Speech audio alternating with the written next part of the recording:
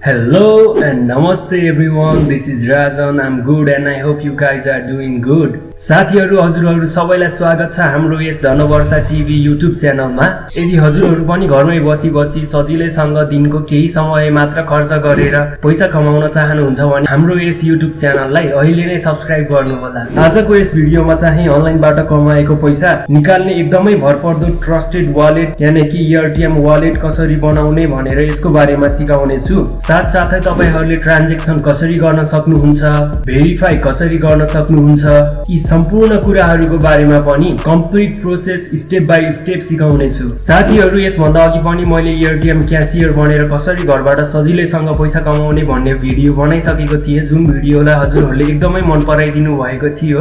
र यदि हजुरले एयरटीएम अकाउन्ट अहिलेसम्म बनाउनु भएको छैन भने पहिले यो भिडियो हेर्नुस् र पछि भने त्यो भिडियो हेर्नु होला, हजुरहरुलाई अत्यन्तै सजिलो हुनेछ। सो आउनुहोस् एयरटीएम अकाउन्ट कसरी बनाउने भन्ने बारेमा जान। सो सबैभन्दा पहिले चाहिँ मैले एउटा लिंक तलको डिस्क्रिप्सनमा र कमेन्टमा पिन गरेर राखिदिएको छु। त्यो लिंकमा क्लिक गर्ने बित्तिकै हजुरहरु एयरटीएम अकाउन्ट बनाउने पेजमा आउनुहुनेछ र हजुरहरुले यहाँ देख्न सक्नुहुनेछ कि क्रिएट एन अकाउन्ट बनेको छ र हजुरले पर्सनल युजको लागि अकाउन्ट बनाउनको लागि एन इन्डिभिजुअल भन्ने अप्सन सेलेक्ट गर्नु होला। यदि हजुरहरुको ठुलै बिजनेस छ अथवा ट्रान्ज्याक्सन चाहिँ धेरै मात्रामा गर्नुहुन्छ भने अ बिजनेस भन्ने अप्सन सेलेक्ट गर्नु होला। त्यसपछि हजुरहरुले यहाँ देख्न सक्नुहुन्छ choose the country you live in भनेको छ।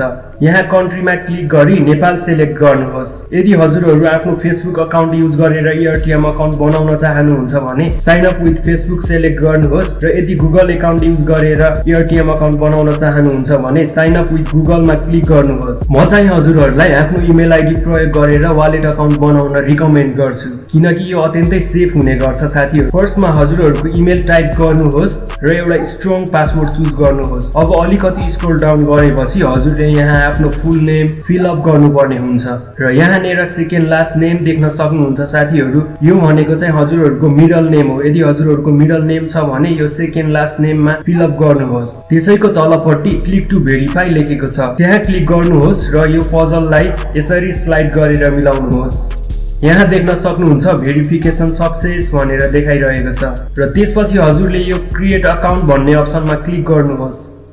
यति गरिसकेपछि यहाँ देख्न सक्नुहुन्छ वेलकम टु एयरटीएम लेखेको छ। अब हजुरले आफ्नो इमेल चेक गर्नुपर्ने हुन्छ कन्फर्मेसनको लागि। तपाईले आफ्नो इमेल बक्समा गइसकेपछि एयरटीएम को यस्तो प्रकारको कन्फर्म योर इमेल देख्न सक्नुहुन्छ र कन्फर्म इमेलमा क्लिक गर्नुपर्ने हुन्छ। यति गरिसकेपछि हजुरको इमेल कन्फर्म भइसकेको छ।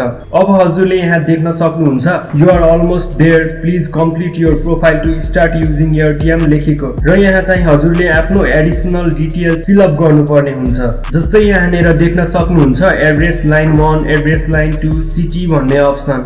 यति डिटेल्स फिल अप गरेपछि हल्का स्क्रोल डाउन गर्नुहोस् र आफ्नो स्टेट चुज गर्नुहोस्। हजुर province 1, province 2, Gandaki province, Bagmati province कहाँबाट हुनुहुन्छ त्यही सेलेक्ट गर्नुहोस्। नेक्स्ट अप्सन रहेको छ पोस्टल कोड भन्ने। यदि हजुरहरुलाई आफ्नो पोस्टल कोड थाहा छैन भने साथीहरु गुगलमा जानुहोस् र postal code of Kathmandu, postal code of Pokhara अथवा अन्य कुनै ठाउँबाट हुनुहुन्छ भने पोस्टल कोड अफ हजुरको डिस्ट्रिक्टको नाम हान्नुहोस्। हजुरले आफ्नो पोस्टल कोड सजिलै पाउन सक्नुहुन्छ। यहाँ आफ्नो पोस्टल कोड अथवा जिप कोड फिल अप गर्नुहोस् र त्यसैको तल हजुरको आफ्नो कन्ट्याक्ट नम्बर दिनुहोस्। अब अन्तिम अप्सनमा भने हजुरले आफ्नो डेट अफ बर्थ सेट गर्नुहोस् र यो verify phone to complete profile मा क्लिक गर्नुपर्ने हुन्छ। त्यसपछि चाहिँ हजुरले आफ्नो भेरिफिकेसन कोड एसएमएस बाट लिन चाहनुहुन्छ भने सेन्ड एसएमएस मा क्लिक गर्नुहोस् र यदि हजुरहरुले आफ्नो भेरिफिकेसन कोड व्हाट्सएप बाट लिन चाहनुहुन्छ भने सेन्ड व्हाट्सएप मा क्लिक गर्नुहोस्। यति गरेपछि हजुरको मेसेज वा व्हाट्सएप मा 6 डिजिट कोड आउँछ र हजुरले त्यही कोडलाई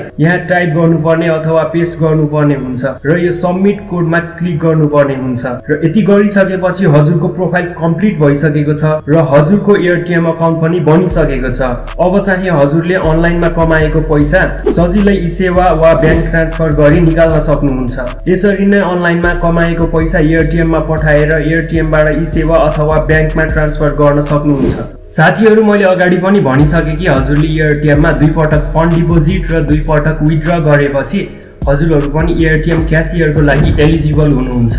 र हजुरले पनि घरमै बसेर सजिलैसँग दैनिक हजारौं रुपैयाँ कमाउन सक्नुहुन्छ, जुन चाहिँ मेरो पनि एकदम पर्सनल फेभरेट ट्रिक रहेको छ।